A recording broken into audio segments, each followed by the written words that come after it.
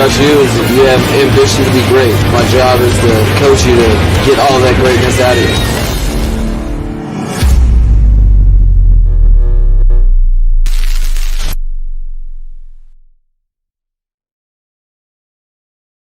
What's good, Fin Nation? What's good?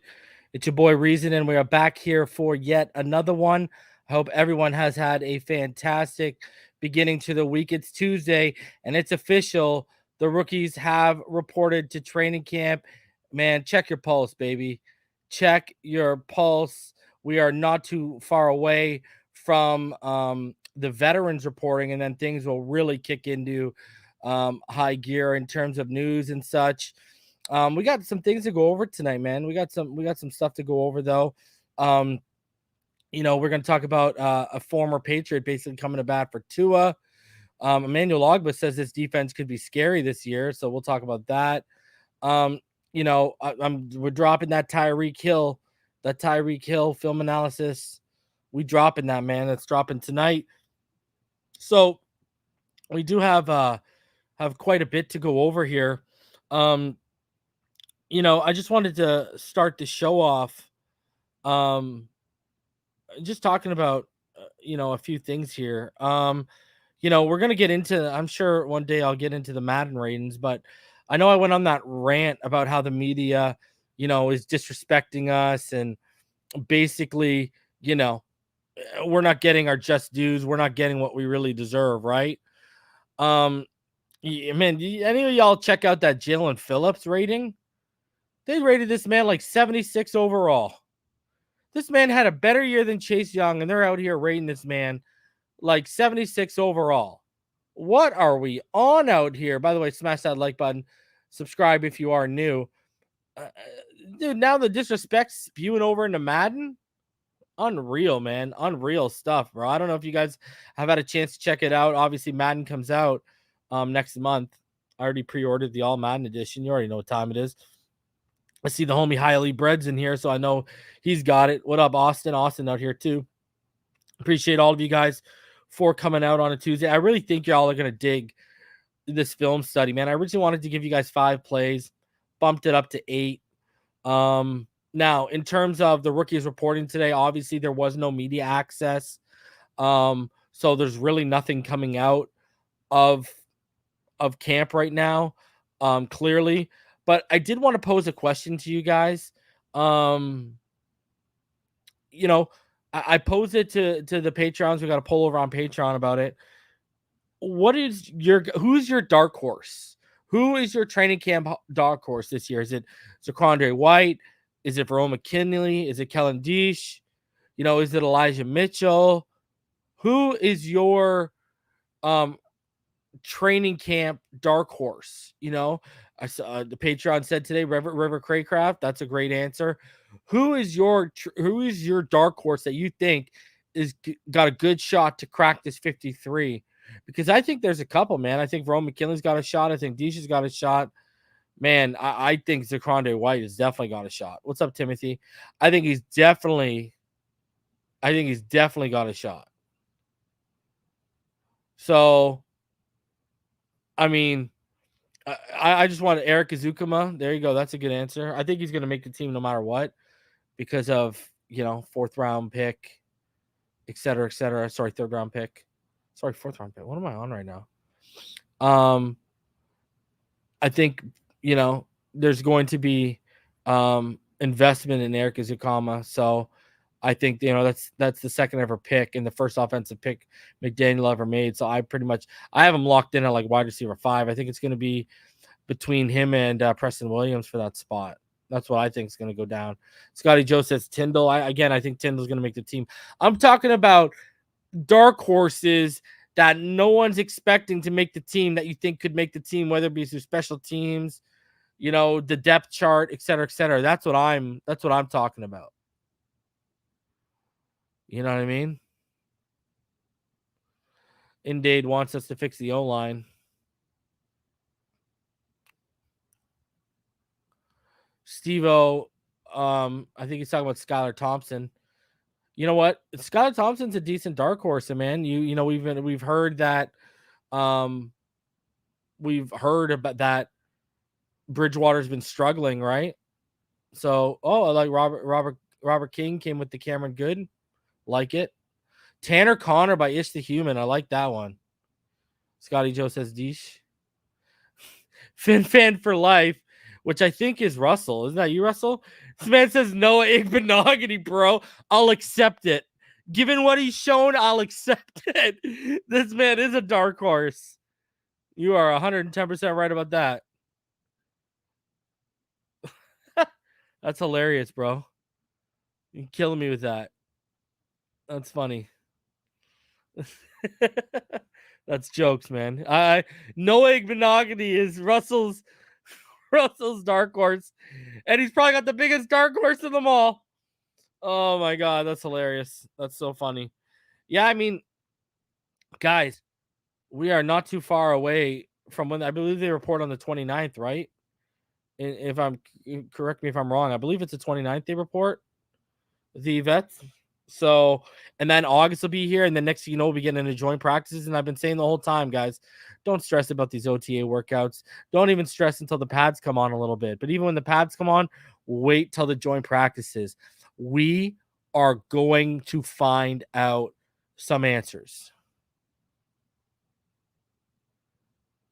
We are going to find out some answers. All right. So, those, like I told you guys, man, if you guys can make it out to Tampa for the joint practices, if I were you, I'd do it. And I believe the other team that's playing is Philadelphia. If I remember correctly on the schedule, Philly is going to be doing joint practices in Miami. Man, if I lived out in Florida, I would be going to those Bucks and those Philly joint practices. Those would be the ones I'd be keying in on. Nicholas says he's in Tampa. He's going. Bro, Nicholas, when you go, you need to give us the update. Highly Brett says Curtis Weaver will always be dark horse, bro. He'll always be mine. I remember back in 2019, everyone's got their whiffs, right? As much as I was the first on the Wirfs train and, the first on the, at least in this in the YouTube community for Dolphins, first on the Taylor train and first on the Antoine Winfield train with EM. I was really high on Curtis Weaver out of Boise, and we all saw how that ended. And they drafted him too. I was like, oh crap. You know what I mean? And then he just, man, was shaped like a microwaved potato. I don't even know what he just had a weird ass body shape to you know what I mean? So what's going on, Jamie? Hope you're doing well. Russell, what's going on? Trent Sherfield will make the 53. I already have told you guys, man. I don't know if you missed it, Russell, but I said I said about over a month and a half ago on this very channel, I told you guys, lock in Trent Sherfield. He's gonna take Matt Collins' role, right? I told you guys to lock that in May when we were doing when OTAs and stuff were going on into early June. Yeah, I was like, lock it in. He's Matt Collins' role. Everything I've heard about, that's Matt Collins' replacement. Lock him in. I think Sherfield's a lock. What up, Q? I don't even think Underground said he looked like a bag of donuts. Oh my god. That's hilarious. Highly loves our wide receivers, bro. So do I, man. And they did Cedric dirty. How's this man only 75, 76, bro? This guy's at least an 80, 81. What are the haters out here, bro? Highly wasn't Waddle's an 84, right? Is he an 84 or is he an 86? I know Bengals fans were real mad because Jamar Chase didn't even make the top 10. I don't think. What's good, CB 83? I know people were waddling out, but I think Waddle's an 84 and 86 overall.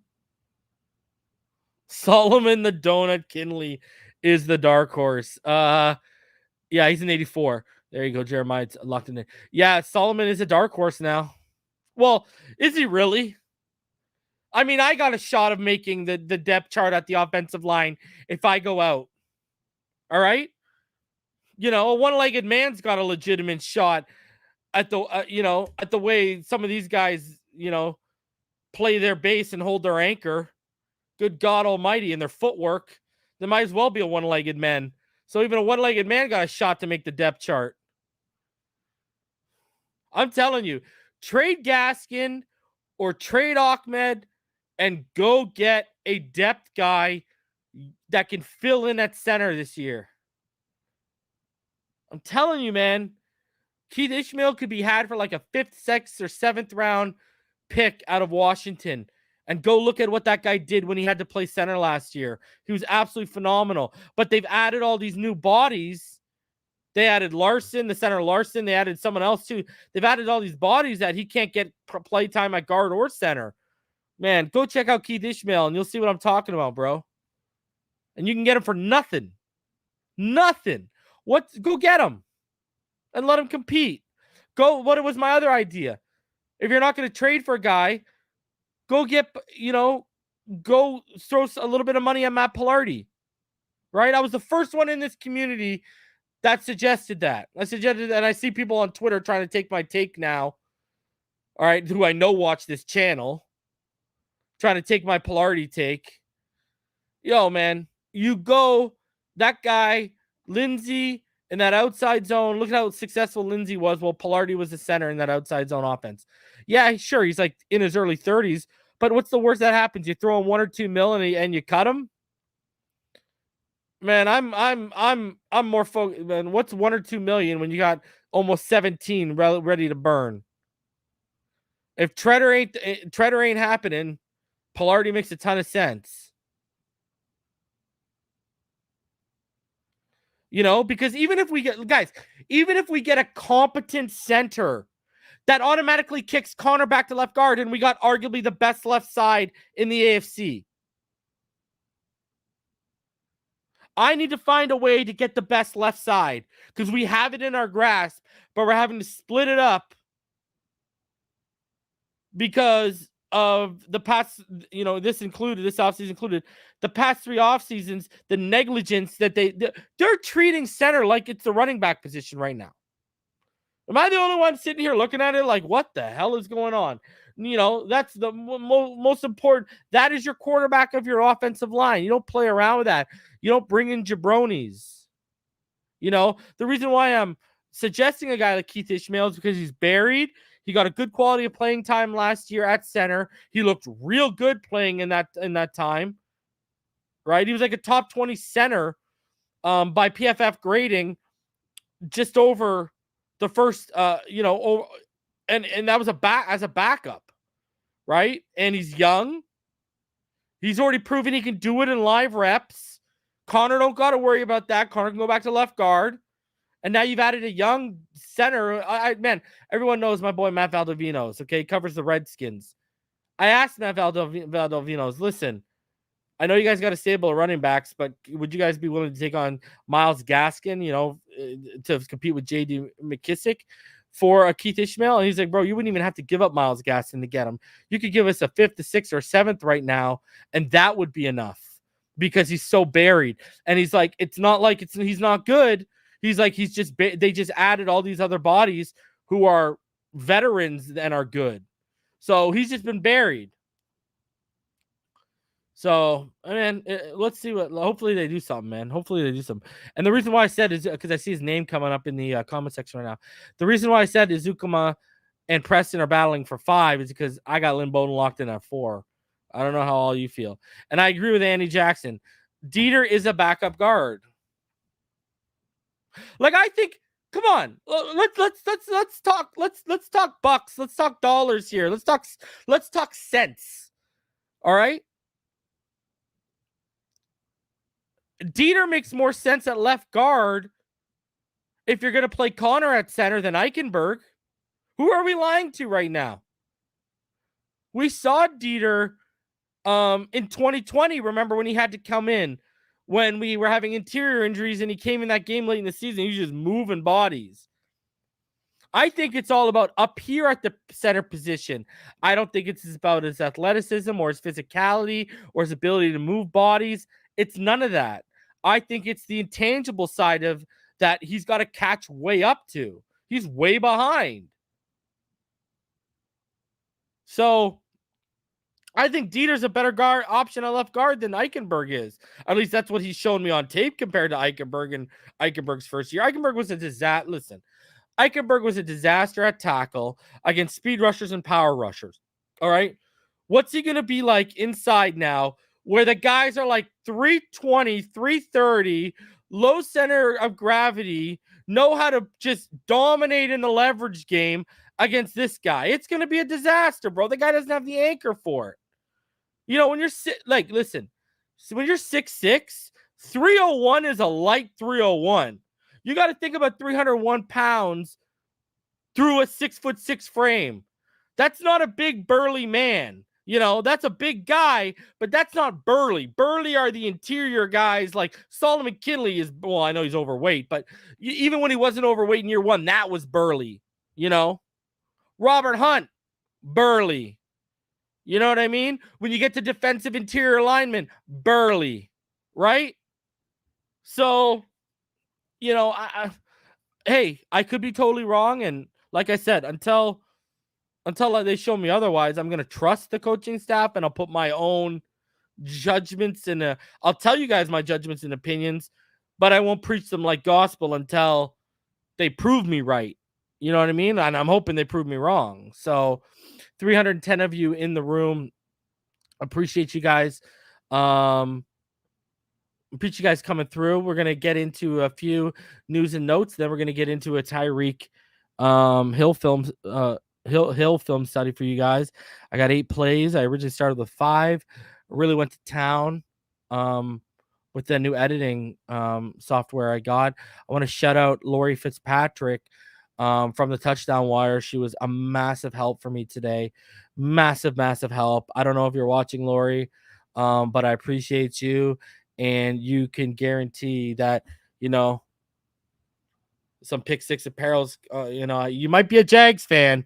You might cover the Jags, Lori, but you can bet your bottom dollar that I'm going to be sending you some stuff through Pick Six apparel. You know, instead of Waddle, you can go have your Trevor Lawrence or whatever the case may be. But man, I appreciate you so much. Thank you so much for helping me the way you did, man. Some great people in this community. Well, not in the Dolphins community, but in this football online community. Thank you so much. Souped up Jakeem Grant. Who is Tyreek really all that? A souped up Jakeem Grant? Bro, I'm going to pretend you didn't say that, Freddie. I'm going to pretend you didn't say that, bro. Souped up Jakeem Grant, please. Please, man. A man with no arms has better hands than Jakeem Grant. Stop this. Stop this right now. The disrespect, bro. Are you part of the media, Freddie? Jesus.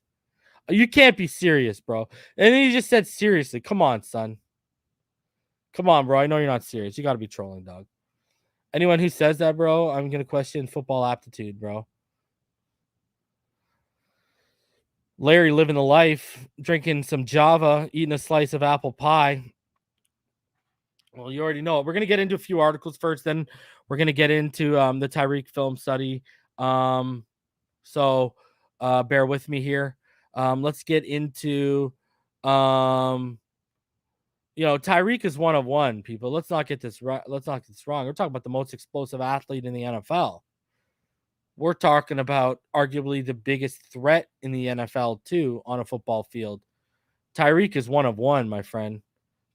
People want. Why do you think? Listen, let me tell you this. Waddle. Everyone compares him to Tyreek. Why? Because Tyreek's 1 of 1. When you're that great, when you're that good, players coming in get compared to you. You become a comparable to an elite player ceiling. Tyreek 1 of 1, man. Never forget that, bro. Tyreek is that dude. And I'm going to show you tonight in the film study just how much he is that dude. And you're going to look at the film study and you're going to see, oh, goddamn.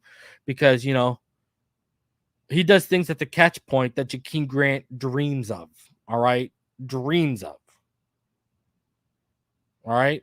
So let's start off. Let's get into a few of these articles, and then we'll get into that film study. So Barry Jackson tonight, he came through. He dropped a little pack of notes, and you know Barry. You know how you all know how I feel about Barry. I think he is the best in the biz when you're talking about local guys. So biggest question facing the Dolphins, and Ex-Patriot implores everyone to get off to was back. A 6-pack of Miami Dolphins notes on the day rookies reported to training camp. Tua Tagovailoa has taken more than his fair share of criticism, and the next 5 months, barring injury, should provide a definitive answer on whether he's a long-term solution. In the meantime, former Patriots Pro Bowler defender Willie McGinest called for a ceasefire in the criticism of the Dolphins quarterback. A lot of quarterbacks get a lot more rope that aren't as good as Tua.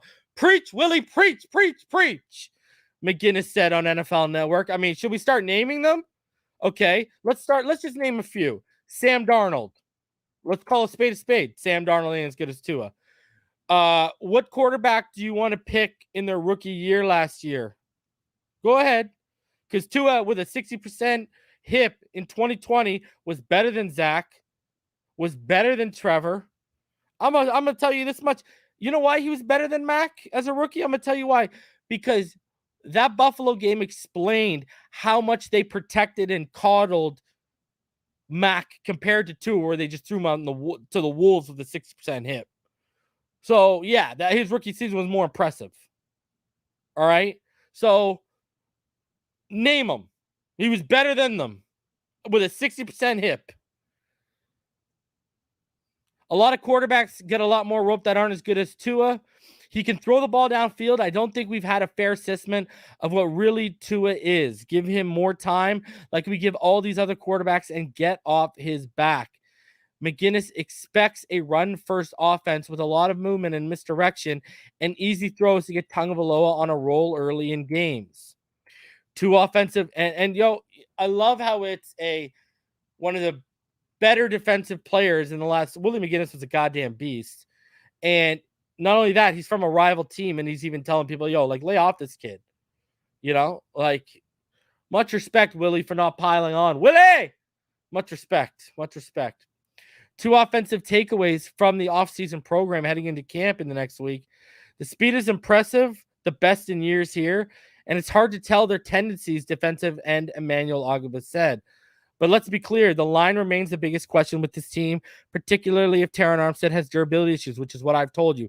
If this guy's going to go down, you got to think to yourself, who's stepping in for him? Well, whoever loses the right tackle battle, whether it's Greg Little, whether it's Robert Jones, whether it's, God forbid, Adam Pankey, whoever's the runner-up in that right tackle battle and doesn't get moved to left guard, that's going to be your starting left tackle if Terron has to miss 2 or 3 games. That's a scary, scary thought, man. Because you're right back to where you were last year, just with Connor Williams out of position at center. Tagovailoa was under constant pressure during 2 of the handful of offseason practices open to the media, keeping in mind that Armstead, the Pro Bowl centerpiece of the line, wasn't participating as he healed from a minor knee procedure. He's expected to be fine for the season, but it would be a concern if Larnell Coleman, Greg Little, or Kellen Diesch lines up at left tackle in a game this season, something that's quite possible. I've been saying that for how long? Barry, I know you watch the show, kid. Something that's quite possible because Armstead has never played a full season and missed 9 games in 2021. Connor Williams, a left guard for the Cowboys, needs to prove he can play center, though he has a skill set to excel there, provided he doesn't have issues with snapping, which he has had issues at OTAs. That has been some of his issues is snapping. He's been great defensive tackle. Raekwon Davis said of Williams at center, it's a fair match with those competing in practice. Per PFF, Williams allowed the 3rd lowest quarterback pressure rate among all NFL guards last season at 2.6%, behind only Joe Thuney and Kevin Zeitler. He allowed only 1 sack. But let's move him out of position because you can't get center right. You see how solid that left side could be? You could have one of the best left sides in football in the AFC, but we got to split it up because they treat center like it's a freaking running back position. God help us. The Dolphins hope he has similar success in his move to center, but much depends on whether Liam Eichenberg and Austin Jackson take the step from subpar, and subpar is a nice word Barry used, to at least decent, and whether Robert Hunt evolves from good to very good. Robert Hunt is going to evolve. Austin Jackson has the tools, and if he takes on the coaching and gets his technique cleaned up, he's got the tools to go to competent. Eichenberg doesn't have the tools. It's going to come down to extremely clean fundamentals and techniques and never taking a rep off. And I don't know how likely that is in this kind of league where, especially on the offensive line, you need some athleticism there. Former Dolphins receiver O.J. McDuffie, co-host of the Fish Tank podcast, And the Dolphins radio post game put it this way to me about the offensive line. I can't believe our guys we drafted are that bad. It comes down to how they're being coached. The best thing they've done is all the offensive coaches all have O-line experience. And I agree with that 110%. Hunt, who the Dolphins believe can be a great right guard, I think he can be an all-pro, loves the team's new wide zone running scheme. I get to run off the ball, he said. I like that. We're trying to make everybody defend the whole field. Guys are just trusting what the coaches are saying, and we are just running off the ball. We got the defense guessing, and it's a beautiful thing. It's a type of offense I ran in college. Yep. I respect it a lot. I love it. What specifically creates an advantage? And what's great about, him running it in college at Louisiana Lafayette is he still remains in that right tackle versatility if we get real desperate.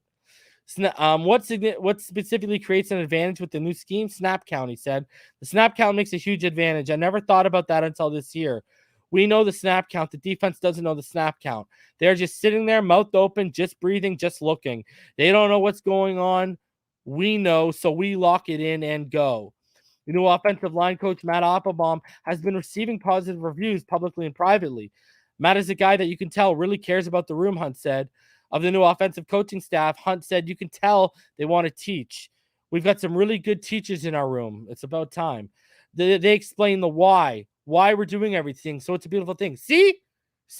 Context. What do I say? Context is the who, what, when, where, why, how.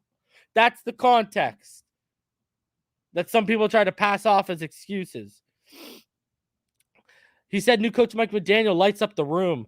And new offensive lineman Armstead and Williams, Hunt said of them, he said you can tell both guys are leaders. On the addition of running backs Raheem Mostert and Chase Edmonds, Hunt said, I just told Mostert this. I was like, damn, you're probably like one of the fastest guys I've ever seen hit a hole. I've been watching film just because we watch a lot of 49ers film right now, and he's just whoosh. He just gets the ball rolling. Chase Edmonds is nice too, really good. I love it, man. This running attack, if they stay healthy, as a unit collectively, they're going to be deadly, and they're going to put up a lot of yards from the line of scrimmage collectively. If they stay healthy, man, Ingold included.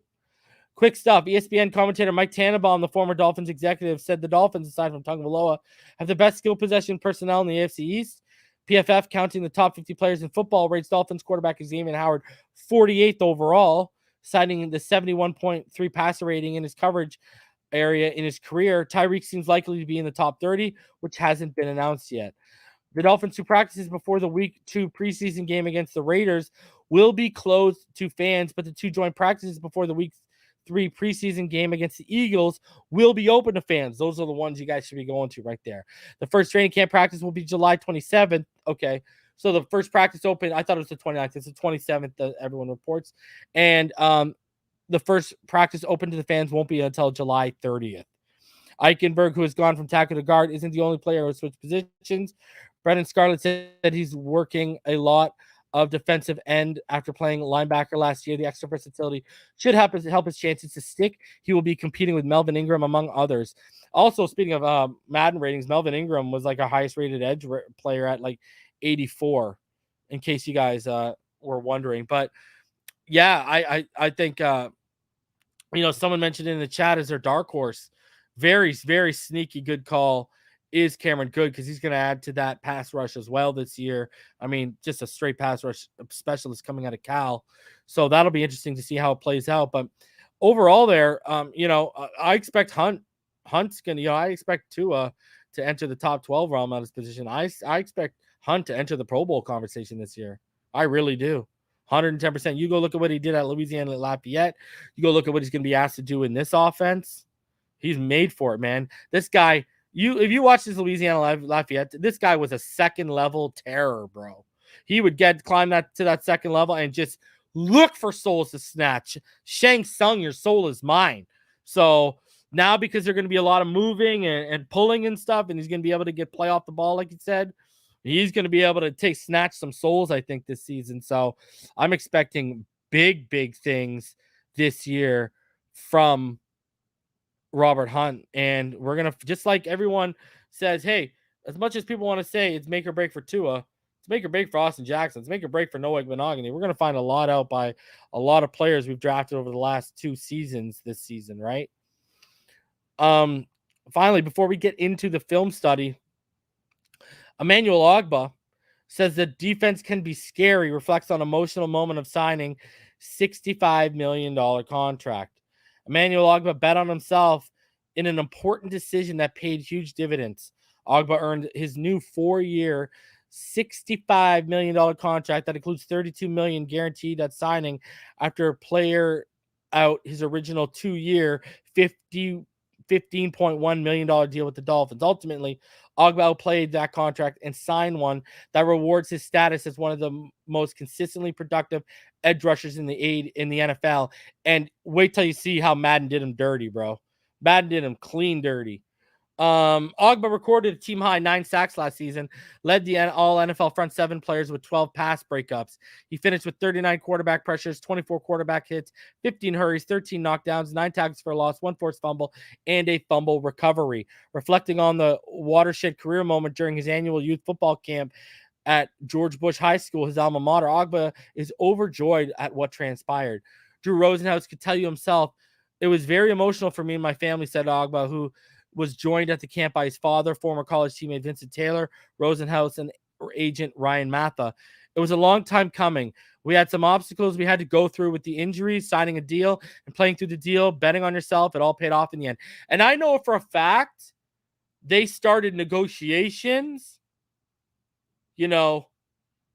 after the halfway point of the season last year. I know for a fact they were in negotiations because I won't say how I know, but I know about a story that went on behind the scenes, basically in the media department, that, something was impacted due to their negotiations going on with Ogbah last year. So, I know details of a story about that. So, Ogbah, they've been negotiating for quite some time to try and get that quietly done.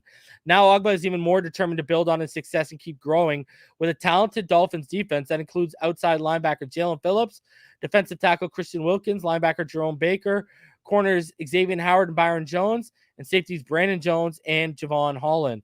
The defense for sure can be scary this year because we all know each other, Ogbah said. We all know what each other are capable, our strengths, our weaknesses. We all are going to help each other and compete with each other. It's an exciting time for the defense. We're excited. We're looking good right now, but we've got to compete. You shouldn't sleep, but we're just going to do our job. You can keep sleeping on us, but we're going to keep handling our responsibilities. And I'm going to tell you this. We talked about this when we talked about the Boyer thing on the last show.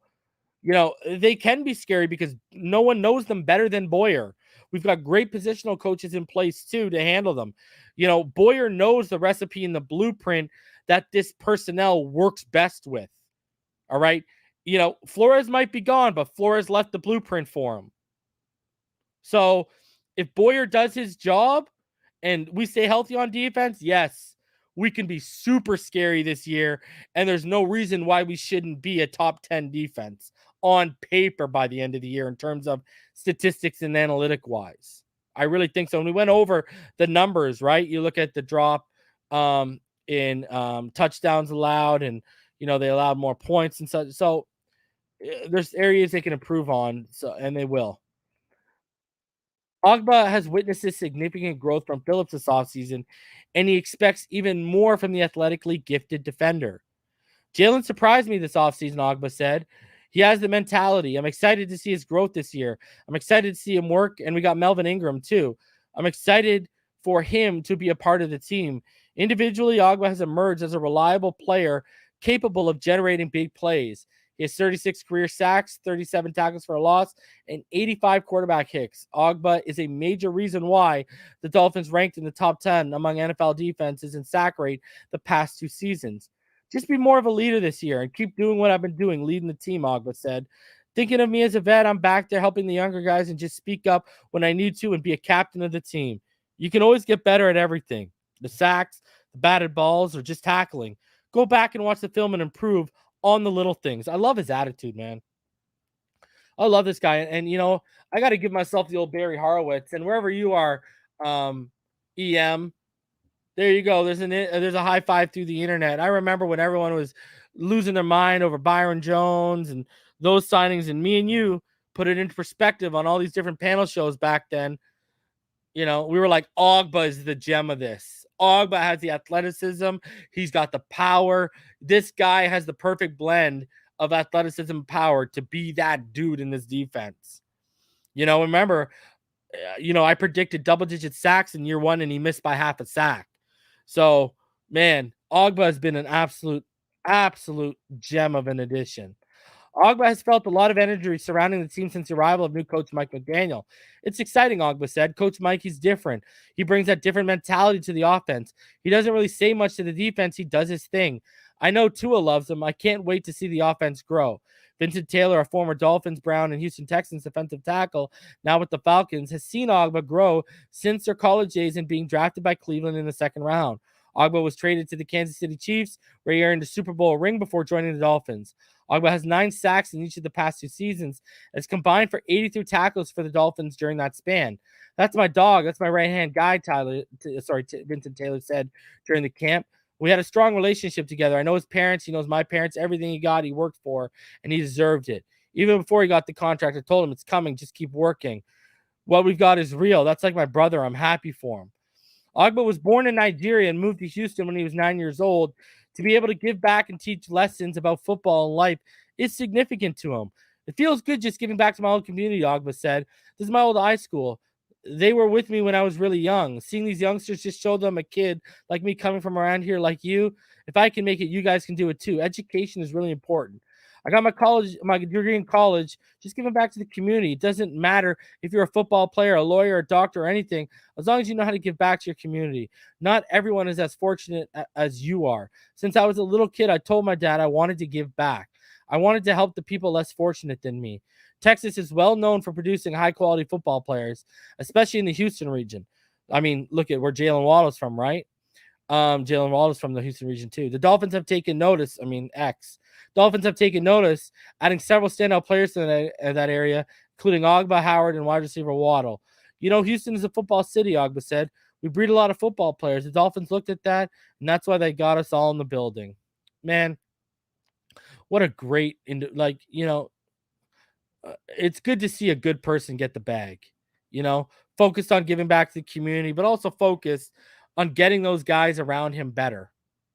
You know what I'm saying? Like, absolutely, absolutely awesome to see a guy like that get the bag. I couldn't be happier for him at all. And he's become a centerpiece of our defense and our front seven.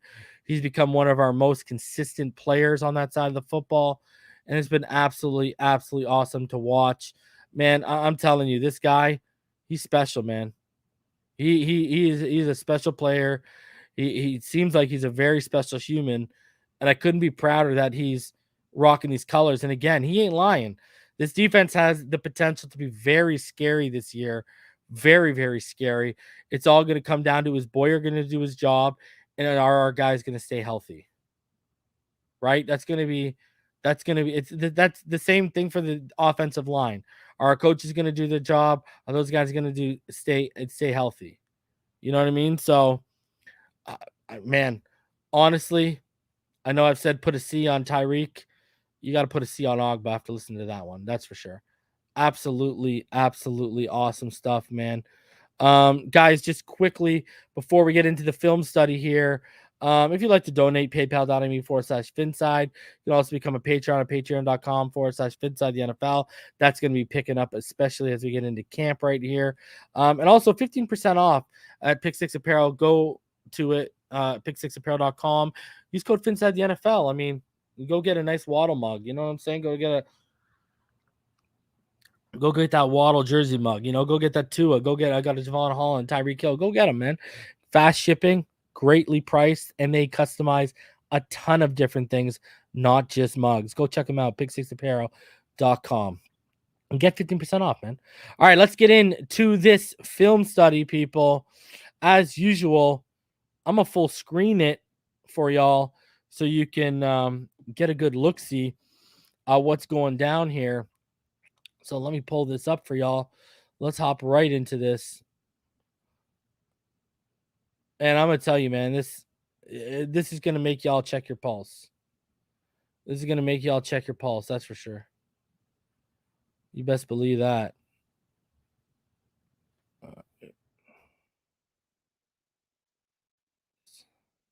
All right. So it's not going to be overly long, but because I'm going to pause and break down, it has obviously the potential to be. So, basically what we're dealing here with Tyreek Hill, man. The Dolphins add the league's most explosive weapon. There's just not enough good things I could say about Tyreek Hill. And it was like, as soon as you jumped into the film, as soon as you jumped into game one, the first passing play, which is going to be the first play we bring up here in a sec, you see his impact right away. Right away. You know what I mean? So I'm telling you guys, we got a special player here. He is going to change the dynamic of our offense. And let's get into why he's going to be absolutely disgusting for us. Okay, so we'll pause it here. See, what we got here is the Browns initially give a cover 3 look, but Hill's motion, okay, is going to send that safety that I've got dropping back in the graphic here for you guys. He's going to send him back into a cover 4 too high shell look post snap. All right. KC's, they're in 20-man personnel. It's condensed, and that's why I like showing this too, because we're going to be doing a lot more condensed. But obviously after the motion, it's no longer condensed. They have Tyreek out on the boundary, and you got the wingback set with Blake Bell out there on the right side as the wingback. So you're going to see now the drop back's going to happen, and you're going to see the coverage is now rolling over to Hill's side. The box safety has fully dropped back now into a too high look. And look what Kelsey. Look at the middle of the field and how that opens up Kelsey. Let's bring that back for you guys so you can get I'm going to play this in full motion for you guys so you can get a good grip here. But I want you guys to see how the motion is going to cause the ripple effect it causes. It opens up the game for Kelsey here. It's going to open up the game. Tyreek Hill, he doesn't need to make a catch to cause a splash play on the field. So let's get back here. So again, coverage is going to roll over to Hill's side. Box safety is going to drop back into too high look. This is going to open up the middle of the field for Kelsey to feast. And respect for Tyreek as a player has totally caused the Browns to play the best tight end in the NFL softly with the middle of the field at his disposal. And that's an easy throw for Mahomes to hit Kelsey on the slant for that completion. That tells you, right there, I've given you evidence of he's going to make the Sicky's life easier. All right. So, and guys, I'm going to be pausing here to talk and keep rolling through. So now we're going to get into the play 2 here. And so the Browns, they're going to initially show a cover 1 man look pre-snap. KC showing 11-man personnel with 3 wide receivers to the right, and Mahomes is to the gun. So what's going to happen here is on that left side, just above the 30, outside the hash, that's number 36, MJ Stewart. He's going to move up. He's going to become the robber, and by moving towards the box. And John Johnson, the bottom defender, is going to drop back to the perch here. And I'm going to let this roll because the problem here is it leaves Tyreek with a free release as Anthony Walker, linebacker, now they got a linebacker dropping back into coverage, trying to mirror Tyreek with over-the-top help with Johnson. And look at the space right now. Look at the middle of the field is massive, right? So Tyreek, if we roll it back here, Tyreek's going to turn this seam route, right? He's going to turn this, it turns into kind of like a skinny post. It makes me think it was an option route potentially. But, it turns into a skinny post. And watch, he's going to find himself all open in space with the burners on. But watch, guess what, guys? Stop the presses. Mahomes underthrew him. Tyreek had to hold up. And what happens? A would-be touchdown turned into only a big gain. So I'm going to play this one more time for you guys. Stop the presses. Mahomes underthrow prevented a touchdown. So this play is added here for the crowd that believes Tyreek's had every throw perfect and in stride before he arrived in Miami, where they think he's bound to be consistently underthrown. So I mean, you go look at that play. I mean, look at how quickly just the post-snap change screwed the defense. They were lost over the middle of the field. Great play call. But you see how he took that seam route into a skinny post, got himself wide open, and gave Mahomes a look to make a big play. They made the big play. It could have been a touchdown, but it wasn't. But, I mean, you just see the smarts right there of Tyreek. You see a good play calling as well. But look at how much chaos he caused just with a post-snap change from a cover one man look into a robber look. Right? That says a lot about how deadly of a weapon he is, man. You got to be on your P's and Q's when it comes to him. All right. So now we're going to the Eagles game. And again, you see all the motions here. You see the motion by the tight end. All right. So what's going to happen here is what I've diagrammed for you guys is Tyreek's up against Darius Slay at the bottom of your screen. He's going to get an inside release on a deep curl route. And, I mean, I need y'all to watch this play. I mean, this is, Eagles are showing right now cover 6 cloud, all right? Pre-snap, okay? They got cover 2 to the left side of the field, the bottom of your screen, right? And they got cover 4 on the right side. So that's why you got cover 6. All right. And it's a cloud look. So KC finds themselves with Mahomes under center, and they're in a 31 personnel single back set with Joe Fortson as the wingback. They got 3 tight ends on that right side. All right. So, and they're going to sell this play action super hard with both Fortson and Noah Gray blocking. Tyreek gets that inside leverage on Darius Slay off the release, top of his curl route. Tyreek finds himself with the ball in his hands, and look at turns it up field with open space around him. And just an example of how quickly he can take a play horizontally for a massive gain. Let's roll that back for you guys one more time. I'll let it play in full motion for you guys. Bring that back. All right. So you see what he's going to get, that inside release with that curl route. All right. So again, you look at it, he's going to get to the top of that curl, find the ball in his hands. And, I mean, look at, just takes that play horizontally, and literally the entire Eagles secondary is chasing him down. He's so explosive. He took the right angle and turned the burners on. Yak City, baby. And here you're going to see it from this side. I'm going to identify this. I want you guys to see this. Let's see it from you guys know what I call this. This is my God. It's a field goal view, but I call it the God view. So let's look at this from the God view, okay? So you see the play action sell really hard. You see the block, the help on the side. You see the curl. He's getting to the top of the curl.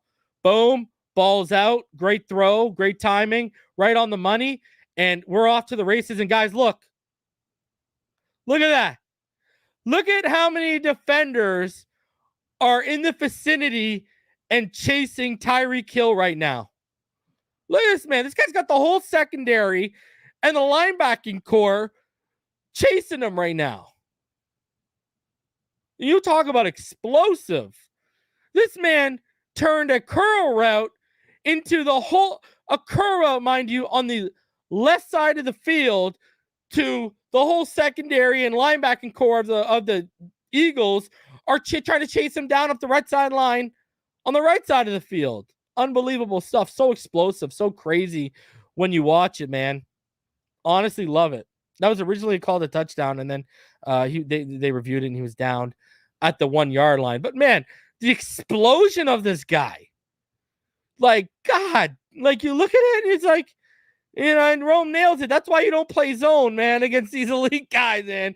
You got to man them up, and you got to hope you win in press. And if you don't win in press, good luck to you. And speaking of, let's get into this. We're going to go into so KC now, 11-man personnel. They got a 2-by-1 set.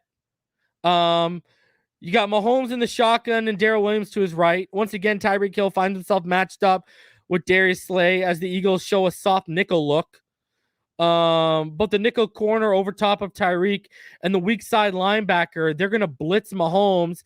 And post snap, the defense is going to roll into another cover one robber look with Rodney McLeod moving up into a robber role. And again, watch this. Tyreek's going to find himself free off the line. Look at this. Look at how free he is off the line because of that blitzing nickel back. And the coverage switch, because of the coverage switch, look at number 28. Okay? Look at number 28. I freeze this here to show you. Number 28.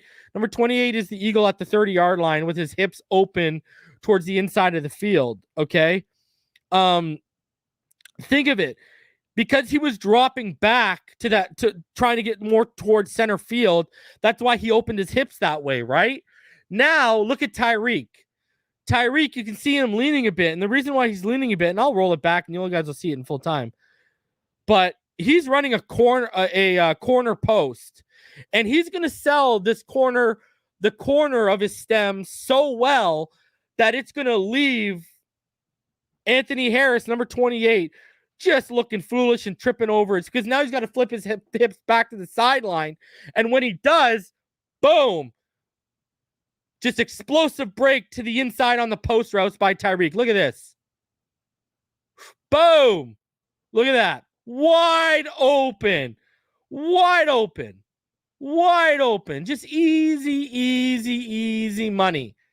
So we'll bring it back and I'm going to run it in full time for you guys here. So again, right? Harris is going to get caught off guard, going to trip over himself as he flips his hips open towards the sideline. We initially had them flip towards the middle of the field. And look at Mahomes just leaves it like Mahomes just dropped it in the bucket off the back foot with pressure in his face to a wide open Tyreek Hill for an easy walk-in touchdown. Watch Mahomes on this play now. Watch Mahomes on this play. Mahomes got pressure in his face. Watch Mahomes. Mahomes just right off his back foot, pressure in his face. Just, I'll throw it up. He's wide open, no one around him. Watch Mahomes now on this play. Tyreek does all the work with his route and recognizing the defense post-snap to make it as easy as possible for Mahomes to throw that layup touchdown. You got to love it, man. Absolutely beautiful stuff. All right. Now, we're getting into this next play here. The Raiders, they show cover one man pre-snap, which will not change post-snap as revealed by that motion. Now, the Chiefs are an 11-man personnel as Hill's motion splits up the 3-by-1 look they had, drawing him to the left side for a 2-by-2 look with Mahomes in the gun and Darrell Williams to his left. Brandon Fasison mans up Tyreek once he motions fully to that boundary. Tyreek Hill, watch this. He's once again going to be given the inside. And the problem for that is he's running an inside corner. He's running an inside corner route. So what that means is you're going to get inside leverage. And then you're going to get to the top of your stem and you're going to break it off into a corner. Very similar. If any of you guys play Madden, if you guys ever seen the play corner strike, that's an inside corner route where you want to get inside leverage and then you roll out into a corner. Same concept, basically. So, look at it, just wide open, dropped in the bucket. He's once again given that inside and once again makes a cornerback look silly with his speed and explosiveness off the line as he gets freed. I mean, you look at him, look at his get off the line. Like, it's so impressive. Like, look at this. Look at this. Look at this get off. Just boom, just gone. Just a false step to the outside and he's gone. Unbelievable. Love it, man. Such a beast. All right. The Chiefs now are going to come out with another condensed look out of they're in again a 31 personnel package. They have 3 tight ends on the strong side to the left with Blake Bell as the wing back. And Mahomes is under center in the single back look. The Dallas Cowboys are in cover 3. Now, what I've diagrammed for you guys here is it's going to be a jet toss, and you're going to see Blake Bell. He's going to, the wing back there, he's going to sell the inside block fake and then leak out as a lead blocker for Tyreek. And you're also going to see Kelsey leak out too and get up the backfield with 2 linemen. And really, when you watch this play, if not for the single high safety, Tyreek would have been gone, but still, this is a 33-yard pickup in the blink of an eye off good play design. And it's nothing to shake a stick at, right? And we'll run this play one more time, because you look at what, you look at what McDaniel did with Debo and creatively with his offensive line blocking wise. I mean, he put Trent Williams in motion, for God's sake. And this adds another lethal element to Tyreek's role in this offense. After all, Tyreek Hill on 105 rushing attempts, he has 810 career rushing yards, 7 touchdowns with a 7.7 yards per average since 2016. Because remember, he was an all-purpose back in college. So now we're going to get into this Chargers. The Chargers, they give the Chiefs a cover 1 off-man look. Kansas City, they're an 11-man personnel. Mahomes is out of the gun. Darrell Williams is to his left. So you're going to see Kelsey's going to motion inside. And the reason I included this is just how impressive the catch is. Tyreek Hill runs what looks to be an out and up the left sideline there. And look at Devon Campbell in coverage, just mauls Tyreek Hill. You see the flag, the mismatch is obvious. Campbell is going to bite. If you look at that angle once more, he bites a little half step. If you watch it in full motion, he's going to bite a half step on that out before the up, right? So you watch it, he bites a little bit right there. And now when the up kicks in, he's gone, and gets 1 foot on him. And the reason why I'm showing this too is the 50-50 element of DVP's game is not gone, right? Of the 2 in DVP game. Remember that 50-50 element we have? That is not gone because he left. You're going to watch from this angle now. Look at the contact. He makes the catch throw. Look at this. I'll pause it for you guys. Look at this. Look at the contact. He makes the catch with contact and draws the yellow flag for pass interference. Even at his size, Hill can make the catch whether he's wide open or the QB needs to make a tight window trust throw, which Tua has shown he can do well, especially with Devontae Parker, right? His balanced catch radius, sure hands, and overall ability at the catch point makes Hill play bigger than his size when the ball is in his vicinity. I mean, that's a big catch right there. That's a lot of contact for a guy his size. And then finally, guys, I had to include this.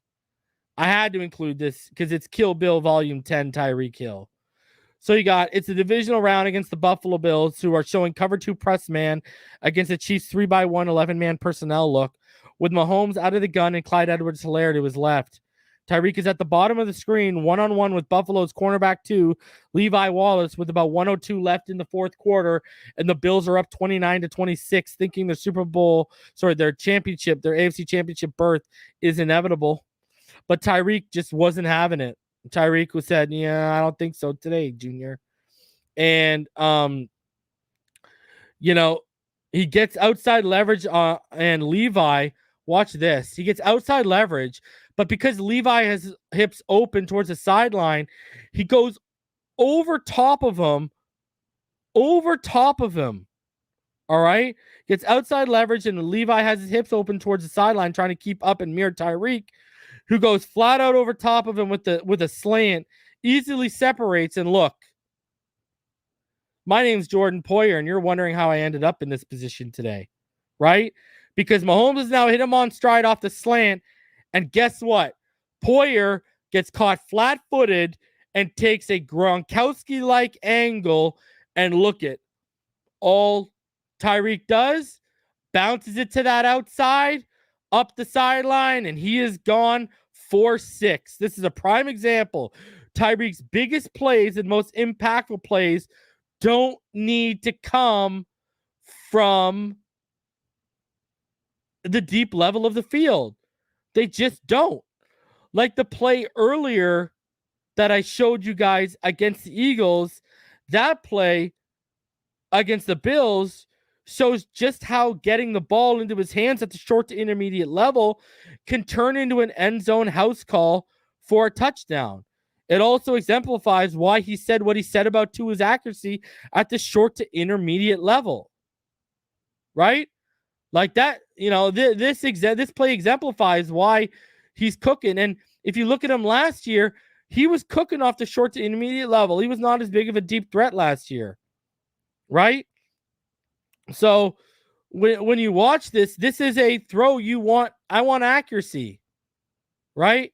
And look at this, just unbelievable how he gets attached to him flat-footed and just kicks it up the sideline. So beautiful, so beautiful. But here's the thing, the job for quarterback at the end of the day, guys, flat out, is to put the ball in the hands of your best playmakers to let them make plays. And Tyreek Hill is the best playmaker in the NFL.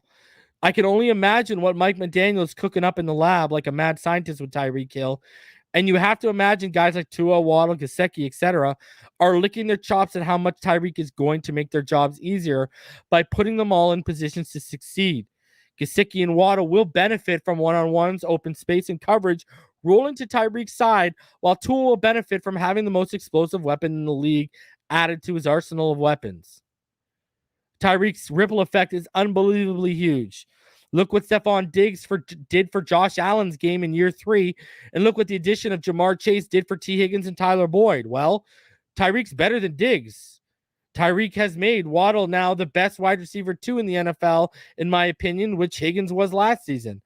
I expect a motivated Tyreek Hill to prove he made himself and wasn't a byproduct of Patrick Mahomes and Andy Reid with his play in 2022. Dolphin fans have to be excited for not only what that'll look like numbers-wise, but how that will also help improve this team in the win column. I say that because as it stands today, the offense is closer to being complementary to the Dolphins' defense as opposed to the stagnant offense we've seen in recent years. Again, as long as the offensive line holds up. So, guys, that's a Tyreek deep dive. The next one we're going to be doing is we're going to be looking at Mike McDaniel's offense and stuff that's going to be translatable to what we're doing here in Miami. So that'll be the next film study, is Mike McDaniel's offense. And we're going to be not only looking at San Francisco, we're going to be looking at Atlanta a little bit too. So that'll be the next film study we'll be diving into. That should be hopefully coming next week for you guys. But man, I hope you guys appreciated that, man. A lot of a lot of work went into that video, man. So, and I gotta say, man, such fun film watching Tyreek Hill. He's an absolute pleasure, man. He's an absolute pleasure to watch. I'm so excited, man. And wherever you are, check your pulse. And I agree with Larry. Anyone thinking that the loss of Tyreek is not going to hurt them is crazy. You just lost the most explosive and best athlete in football at the wide receiver position. That's going to hurt anyone. That would hurt Marino if Marino had that. That's going to hurt anyone. That just is. Right? And I'm telling you, this man's going to be motivated. Going to be motivated to hit 5,000. He's going to be motivated to try and get 2 to 5,000, but get his own ass to 1,500 yards. I believe in Tyreek, man. He's going to be out there to shut everyone up. This season's going to be big. Guys, we got 416 of you in the room. Smash this like button. Subscribe if you're new. Share it if you can. These are the videos that, hope you guys can get out there for me, because we talk about a lot of good stuff. But I appreciate all of you guys for coming out. Here's the deal. I'm going to be back tomorrow night by myself. We're going to have a show. Then on Thursday, I'm going to be back again. You're going to get me 3 nights in a row, guys. Then on Thursday, we're going to be live again. I'm going to have Dante Colonelli and Ryan Roberts, both 2 of the best evaluators in the online football community. They're going to be on the show. We're going to talk about the Dolphins rookie class and what we can expect this season from Channing Tindall, Eric Zukama, Skylar Thompson, Kellen Deesh, Ferrone McKinley, Zacondre White, Cameron Good. We're going to talk about all of them, and we're going to have a little 2023 talk because we got 2 picks next year. So you're going to want to not miss Thursday's show. Thursday at 8 p.m. Going to be good. It's going to be a good one. And tomorrow I'll be live by myself. Same Dolphin time, same Dolphin channel, Phinside The NFL, 8 p.m. Eastern. I'll be live tomorrow. Man, I love each and every one of you. Appreciate each and every one of you. Go follow my homie CB83 on Finn's Take. That's my guy right there. I love all of y'all. I'll see all of y'all tomorrow. You already know what time it is. Fins up all day, every day, well beyond till we lay in the grave, baby. Let's go.